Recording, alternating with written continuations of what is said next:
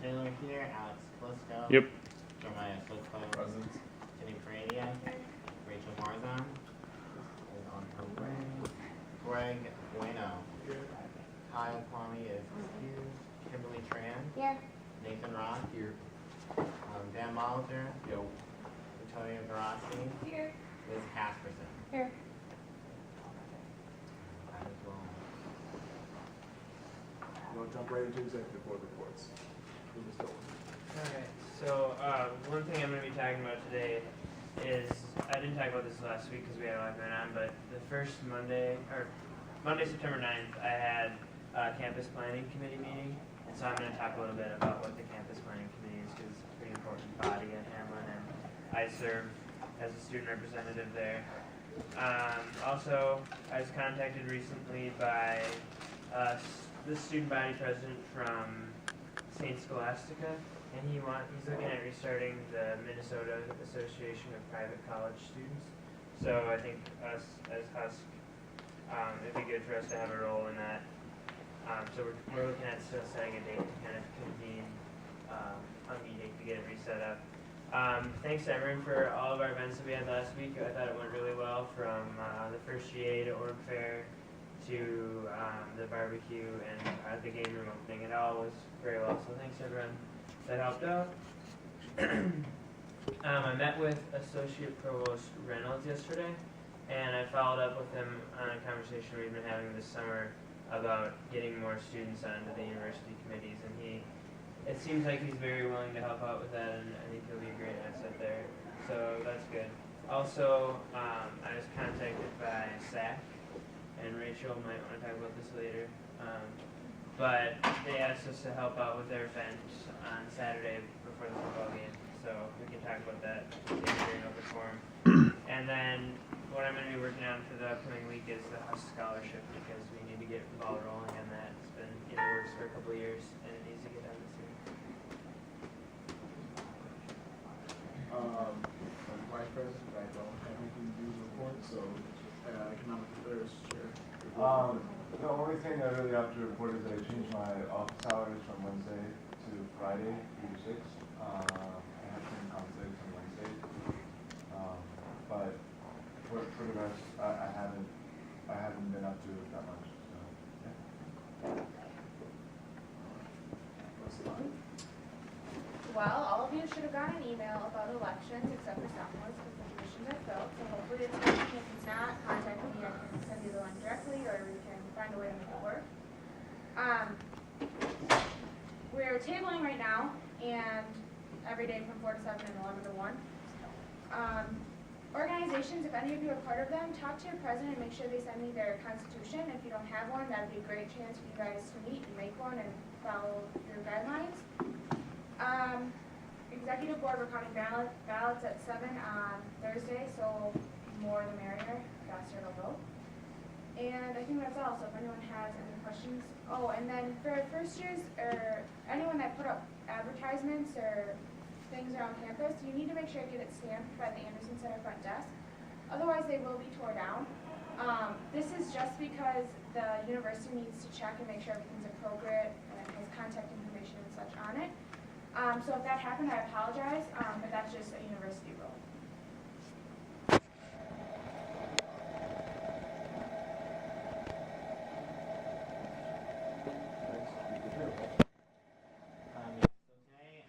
Next year will be HUSC, the anniversary of HUSC 100 years, so next year will be 100 years old, and so today I contacted Alumni Relations to see if we can get the ball rolling on contacting previous alumni so they can come for the activities and events for next year. I have also been working on the minutes and whatnot. This week, keeping the office organized, I'm going to be ordering supplies for the HUSC office pretty soon. I'm also going to be working with Jenny so I can send out minutes and updates to all the student orgs that we are have chartered under us. Okay, I met with Craig Fallon, who's in charge of Hamline computer accounts and printing accounts, stuff like that. So I had him create printing codes for the brand new student orgs. We had 3, I believe. And then in addition to that, he put $25 on the student org account. So I forwarded that entire list to Jenny to distribute to the orgs. I'm still waiting on a couple invoices for barbecue and GA that we've been having. And then lastly, student orgs have been starting to check out purchase orders and turn in petty cash. So looks like they're starting to do events and get reimbursed for that.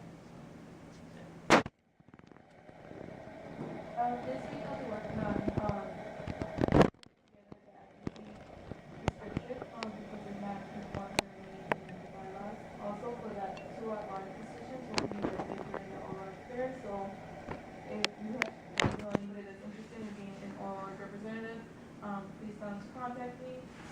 Besides that, I'll be sharing the printing codes again and still getting people their constitutions sent to me. As for VER, we haven't really been working on that so far because we do not have a full representative on board yet, but next week we'll probably start hitting the ground ready to go. Just to announce, Kim Tran and Kyle Kwame are both sophomore representatives as of this year, and they will be coming forth with the capital improvements as of next week, Tuesday. So just to let all of you guys know, if you want to be there for that, I would suggest highly. And if you're a first-year representative that's running and you do get elected by your class, there's a perfect chance for you to see exactly what it's like to present in front of GA, to get asked questions, as well as to get the whole general idea of what it's like or what a capital improvement is. And also for people that are voting, if you're voting for juniors and seniors and there's not enough people on the ballot, you can always write people in that you think are good for the job. Feel free to do that. I know I will. And that is all for me. For the record, what was the The capital improvement will be basically finishing off something that we're working on last year, which is finishing off the game room. Just little things. That way people can associate with it. All right, we had a bunch of fun events last week, so thanks for those who attended and helped out. This coming week, as Lisa said, we have elections, so if you want to get out and vote, be aware of that. There's posters up for that. So, yeah, right now I don't have my committee together to figure out some more stuff, but I'm looking at doing banners still at this time. So. Finally, Alex. So I am working on a large project concerning an emphasis on student orgs on the website, and I'll be getting the help of multiple exec board members to kind of finalize that, make it look good, and make the website just make more sense, honestly. If you go to the website, you'll see that there's a new student org tab, so that's kind of under construction. I'm going to be consolidating documents and resources from the documents tab and other places. So look for that. That will be coming out in probably the next week.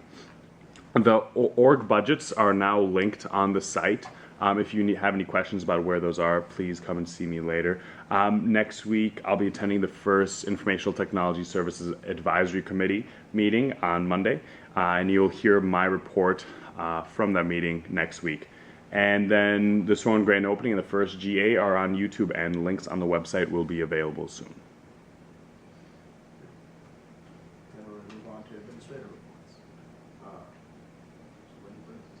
Well, Alan is actually out of town this week, but I am happy to say that last week I had a meeting with anyone interested in starting a new student organization, and there were 7 or 8 new student organizations that had representatives at that meeting, so keep an eye out for those. Information about the yearbook will be coming out in the next What's Happening email on Thursday, so keep an eye out for that. Homecoming begins a week from this coming Monday. And the application for the lip sync competition will be online and live beginning tomorrow. So if you're interested in signing up for the lip sync competition, you can find the application at hamline.edu/homecoming. And this year the prizes, since we can't give out gift cards anymore for prizes, the prizes will be your choice of declining balance, bookstore, or just to have a check. So cash. I think people might like the cash. Oh, sure. Anyone interested in possibly be a mascot performance or Piper. Applications are due tonight, and then tryouts will be tomorrow night at 7 o'clock. Should be fun. It's kind of more like group process. Anybody who's gone through that for RA or innocent training will be very similar.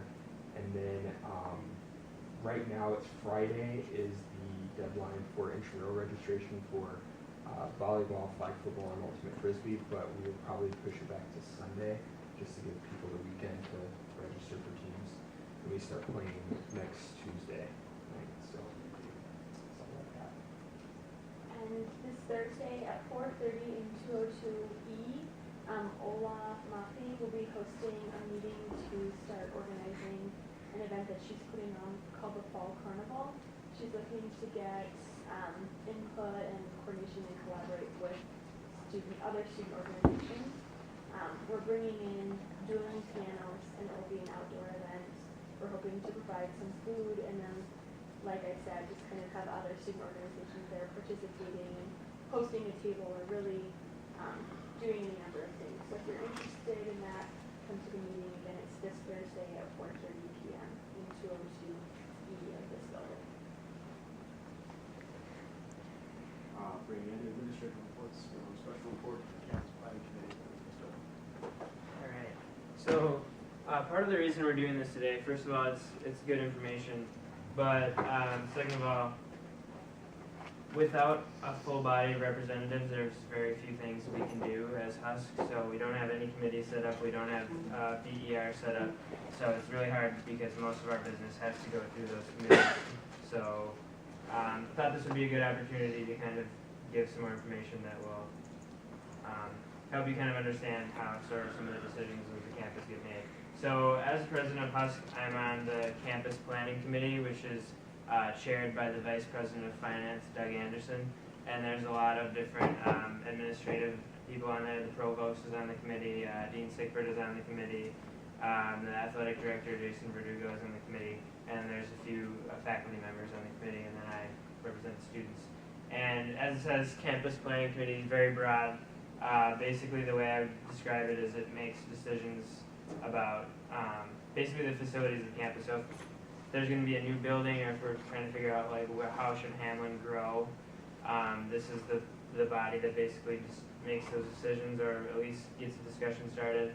And then that goes up to the facilities committee of the board of trustees, who kind of has the final say. And so this has been around for a while.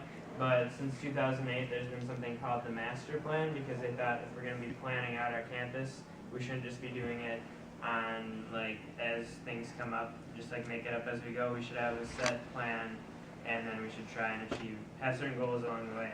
And so I'll talk a little bit about that. I'll show the maps here. There's a 5-year plan, a 10-year plan, and then a 20-year plan. So it'll kind of give you an idea of like what the possible future of Hamline could be, or at least what it was planned to be. Okay, so if you look here, this might be somewhat recognizable, at least it should be. Just to give some context here, here's Old Main where my cursor is, if you can see that. And then we would be right here, GLC. So as you can see, the things in red are possible changes that are going to be happening. And I'll just say before I get into all of these maps that because this was made in 2008, shortly after the plan was made, there was the Great Recession, as it's called.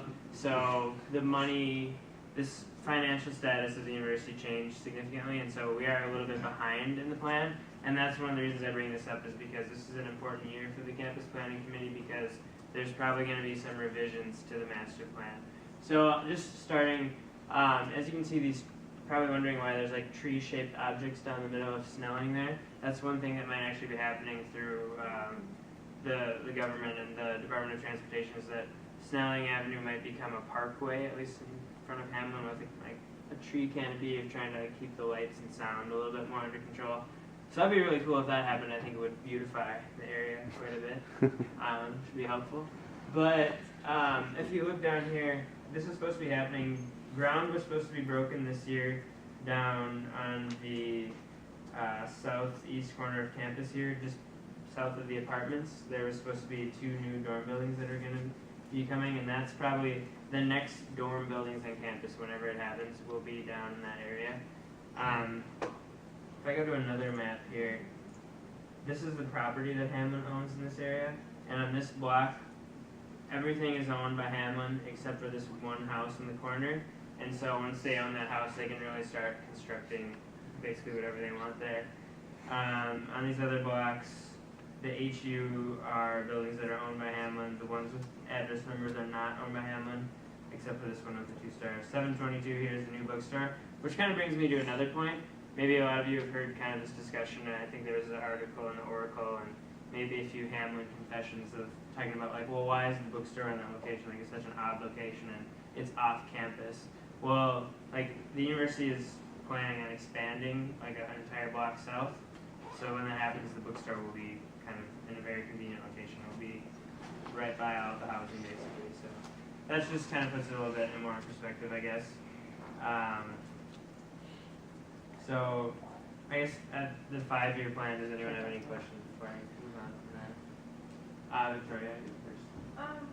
Okay, so for the southeast corner, I know there's an organization house down there, and it's very central for the Lowell Student Association. That's where they do a lot of their informal gatherings to bond with members that they have in their organization. Are there any plans to move that house somewhere? Because the Pride House exists, and that's central for Pride.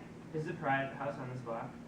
No, the Pride House is on the other side. Okay, that's what I didn't think it was. Okay, how many people live there in the North House? I believe it's 4 or 5 people actually live there, but a lot of commuter students go through there.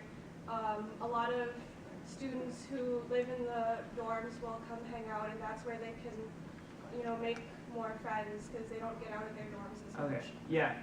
What I had heard, this was actually brought up at the meeting, and the response, I think Dean Sickford brought up the issue, and the response kind of from the people there was the idea of having like, instead of having cultural houses at the inner place, having like floors on the campus that would be themed. I don't know if that's the right solution, but that was what they had in mind. But yeah, that is an issue. And I will also say that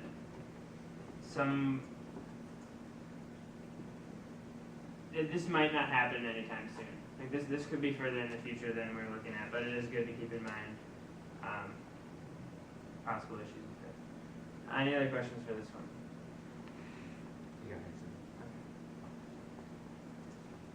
Okay.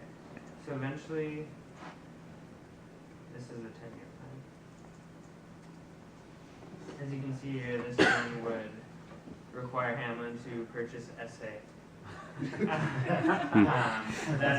That's a plan. I need that. They apparently, the university was in a negotiation with SA about 3 years ago, but then actually the Super America Corporation was purchased by new owners, and since then there haven't been any discussions, but they want it to eventually happen. And then another interesting thing about this is that within the plan, and I think there's been talks with the city already for this, but that this part of Inglewood Avenue that goes through campus would eventually be shut down, and it would be like just a walkway. So it'd be kind of, that would be kind of nice, traffic and stuff like that.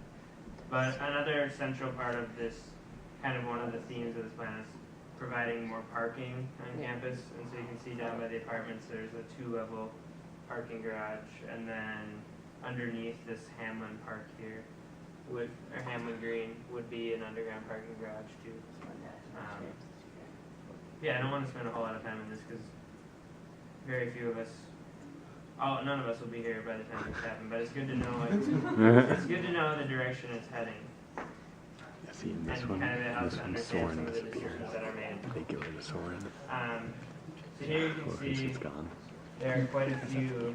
This is a 20-year plan now, and you can see that there's a huge increase in housing. The blue buildings are, I think, academic or administrative buildings, and red are housing. So you can see all along Pascal, there would be new housing there. I think this is the current location of the Heights, but these would be new buildings there.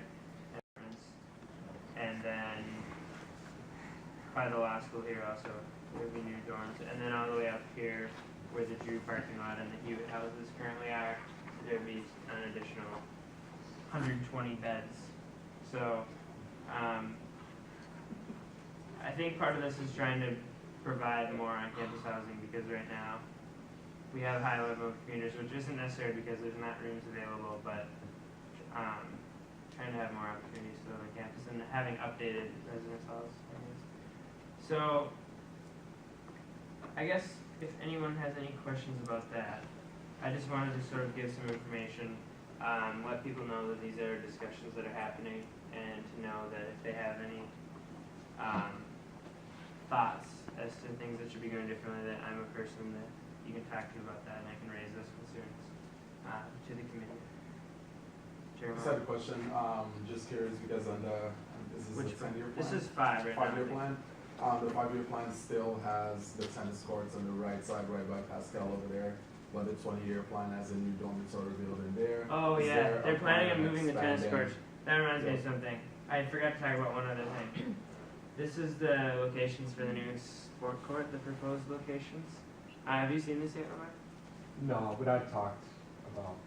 Okay, so the tennis courts are sort of getting to a state of disrepair, or maybe not disrepair, but they're in pretty bad shape. So they're planning to build new tennis courts within the next few years. That's why if you look at this here, the green shaded areas would be, I should just give some background. Everyone's probably seen the new sand volleyball court on campus. Originally that was supposed to be, actually Lamar and I had pushed for that to be a sport court. I'm not sure if everyone knows what that is, but maybe I'll just let Lamar kind of give a little background of what. It's just an outdoor multi-purpose court that we can use for everything from volleyball, basketball to badminton, and then in the wintertime we can ice and use a dashboard system to surround it, so it's a hockey rink. And in the plan, the height stays for 15 years, so it's a product that it made sense to put it in that location, but now we might get both. It's kind of actually worked out really nicely. So originally where the sand volleyball court was supposed to be the sport court, but then the budget got cut and they got rid of the sport court and decided to build the sand volleyball court. But now they're saying they'll, in addition to that, build the sport court. So it really worked out for the best of both. But these are the locations in green that work. At the meeting I said that I liked the central location here, but I'd be really interested to get some feedback from other students as to what they think would be a good location for the sport court of these listed. If anyone has any thoughts. This isn't related to the sport courts. Okay, go ahead. But it seems that the whole plan is they're very optimistic in Hamline's growth as a school. So do you think they're going to change because Hamline's known as like this small, like private liberalized school, but they're looking towards a lot of this expansion. Do you think they're changing do they want to go up to the mid-sized school? I brought up the same question at the President's State of the University address last year. And it is a concern, I think, but in the time that I've been here, each first year class has gotten a bit larger. I think that mine was the first one that was over 500. Maybe I'm mistaken by that, but now we're up to 560. So it is growing, but I think from what I've heard in this entire 20-year plan, I don't think the student body population would exceed around 2,500 students. So it is getting bigger, but it's not just going to become like the St. Thomas school.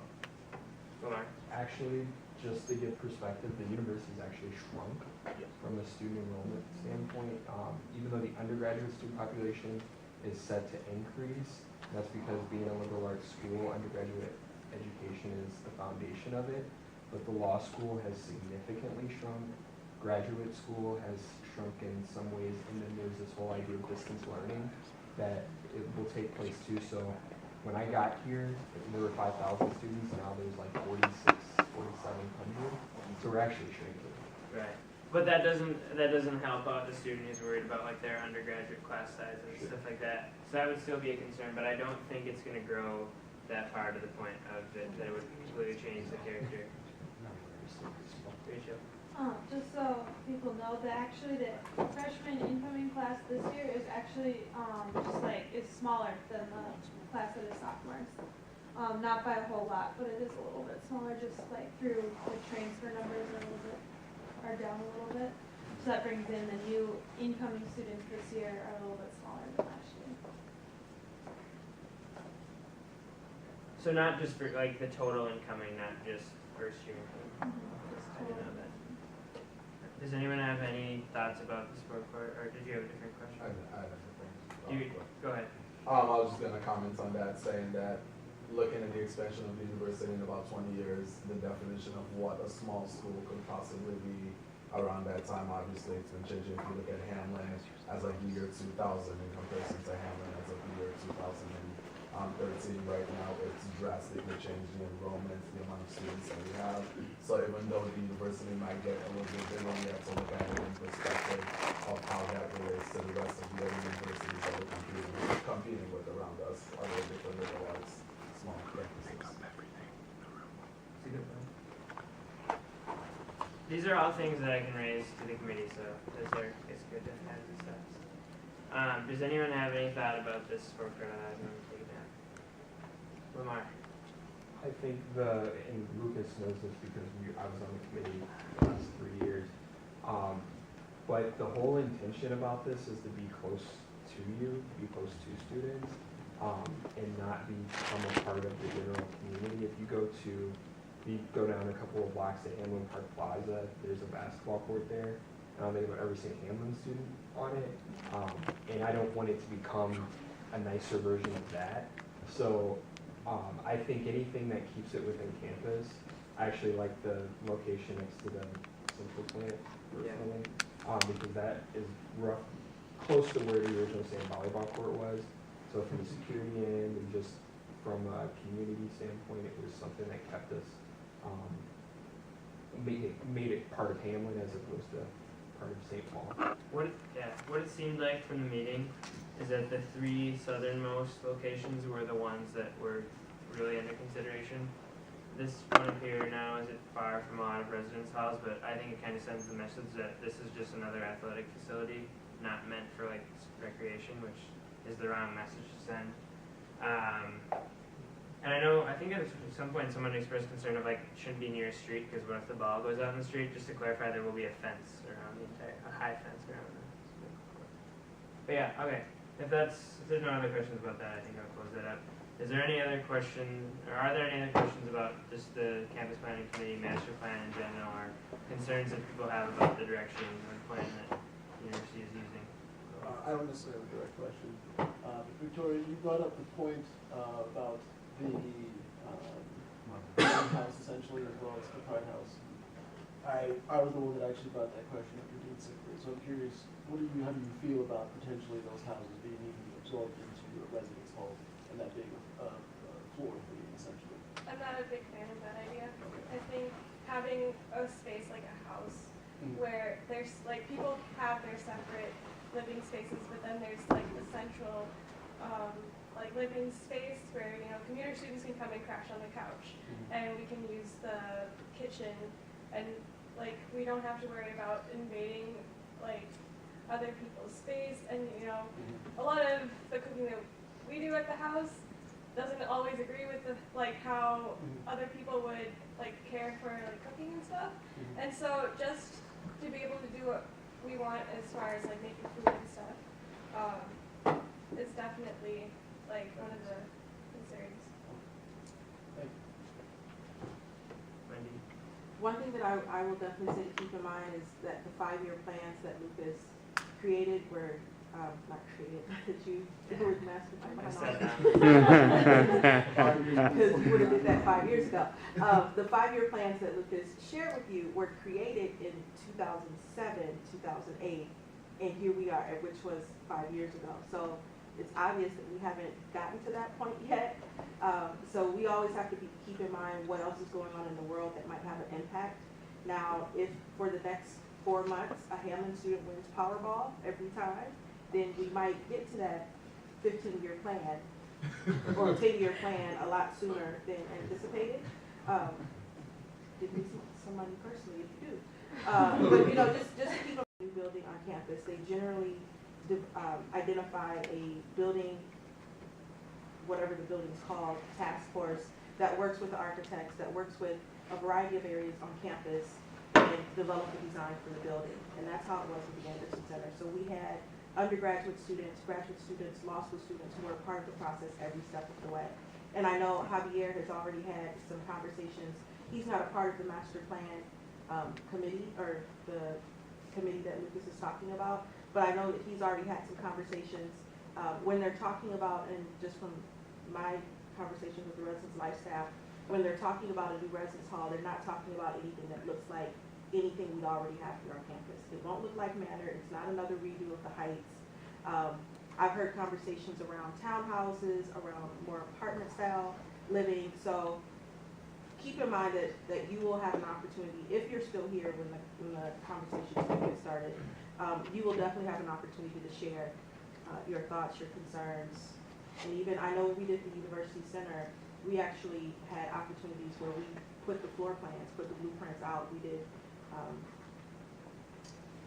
meeting circles. We brought the floor plans and the blueprints here to HUSC and asked people for their input, their desires, their fears and concerns about the building. So keep in mind that whenever they do build a new physical building on campus, they do try to integrate and involve the students as much as possible.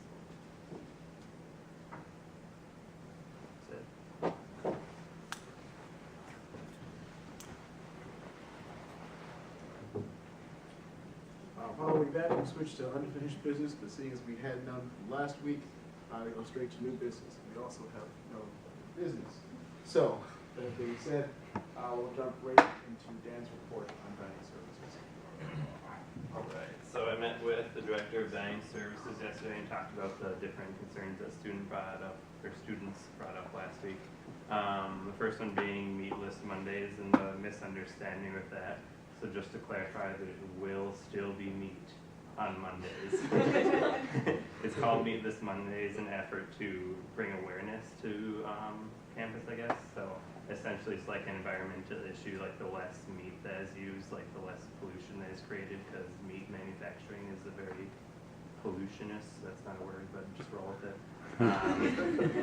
Pollutionist, like, what do you call it? Industry, there we go. Gone. All right, so moving on.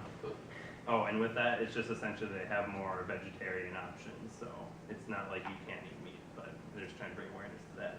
And the issue with the Piper Grill not being open during lunch hours, essentially, like, as it is right now, like, it won't be for the rest of this year. Last year, towards the end of the year, there's, like, on average, like, 5 sales during, like, the lunch period. So, like, you can't open a business if you're not making money, so that makes sense. But I, like, told her the issue with that is students who use decline balance on their card to, like, eat during lunch and who don't necessarily have meals, like, that was, like, their main source for food. So we kind of, like, compromised, and she's trying to, like, beef up stuff they're offering at Kloss. So Kloss Cafe is open during, like, the main lunch period, and they have like different hot sandwiches and stuff like that. She's also looking into extending the food options available at Starbucks, so like paninis and different sandwiches and stuff like that will possibly be available there in the coming months. And also at the C-store, she's going to add more like grab-and-go options and also like microwavable options.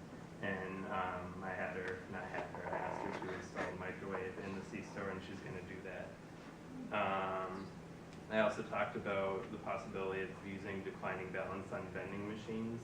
She isn't sure if we can do that yet, but she's going to call the different partners with Aramark and see if that's something that could be worked out. So I'll get back to you on that one. She also wanted us to think of ideas for things to have in the Piper Grill. So she wanted, and we'll work on that BER, maybe like do a survey or something, but she said if there's like some type of food that students want on campus that will like actually sell, then she'll be willing to put that there. So, yeah.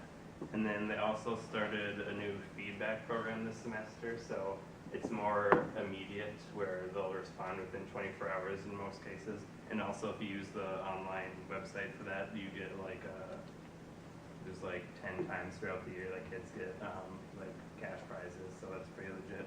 But they still have like the board we can write down like, oh, you guys should have more tater tots or whatever, like on the paper thing. but this one is more immediate, so if you get here and eat food, be like, yo, this is nasty, you can like text it into the thing, and it's like instantaneous, and she'll like take care of it. So that's pretty cool. And they have those on like the little napkin holder advertisements in the Access Center. Any questions? Sweet. Good work, Dan. Good work. I don't know what that It exists perpetually and awesome. Now we'll move to open discussion. Is there anything anyone would like to bring up? Listen, hi. Tabling on Wednesday from 4 to 7. We're supposed to have 2 people, we have no one. Just kidding. Tuesday from 11 to 1. So like during lunch, but I realize people have classes, so we have no one for that. You mean Wednesday? From 11 to 1. So can we change that time? Do we want to do from 1 to or 2 to 7 or something like that, or? I'm currently signed up for 4 to 7. I could come at 3 and do 3 to 7, but I can't do 2. Can anyone do 2 to 4 or 2 to 3 on Wednesday? I cannot. No? How about 7 to 8? These are all new exec board members, right? No. Representatives, those who are representatives. But yeah, if you're on the ballot, you can't. If you're on the ballot, you can't. I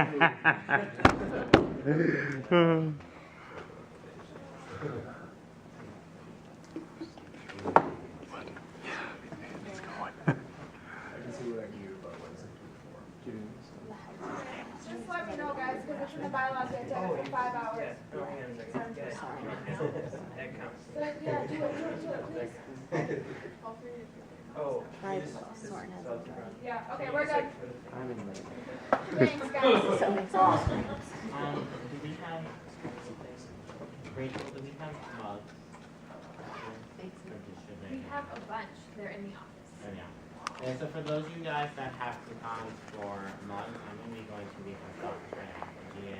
So if you want to come with me, bring your coupons, we have a mug for you coming. We will have them. Any other points of active discussion?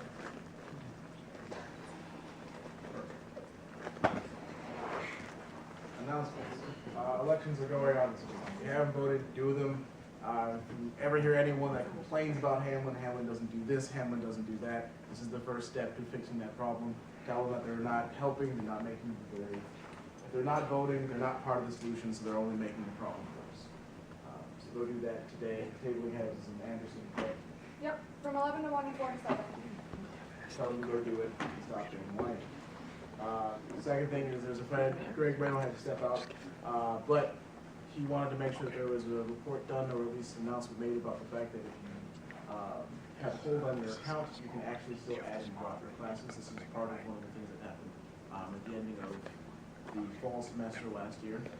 There was a task force put together for students who occasionally had holds on their accounts but couldn't drop or add classes, and so that is something that's been fixed. All you need to do is spread the slip and financial aid. So if you can, feel free to stop into the office and say thank you to anyone in there. They worked really hard on that. Rose Jensen was a huge part of that as well, as well as my questions. Finally, are there any open announcements that anyone would like to make? So I didn't know last day to drop a class today. I didn't get it.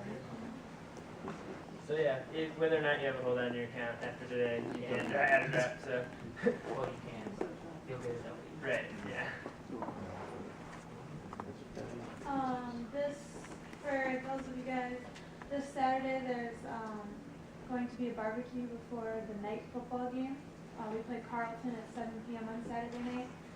So it's going to be a really fun game. And then starting at 5, we're going, the Student Athletic Advisory Committee, or SAC, we're hosting a barbecue with like lawn games out on like the main lawn in front of class. So they'll have the music turned up for like their warm-ups and whatnot. And we'll have a bunch of games out there. And our market is catering some food and stuff. So it should be a really fun event. The game is a blackout. So if you guys are planning on going to the game, show up wear black.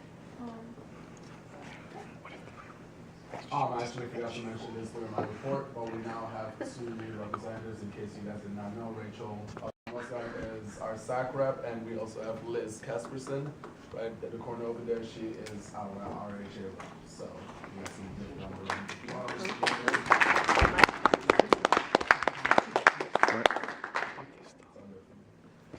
This Friday is the Coffee House Fun by Programming Board. It's at 8 o'clock in the Anderson Forum, and the artist this week is Dan Rodriguez. He's pretty cool. He's a local guy. It's really like feel good, like fun music, and there's free coffee, of course. So What day is that, what time? Friday at 8. Alex.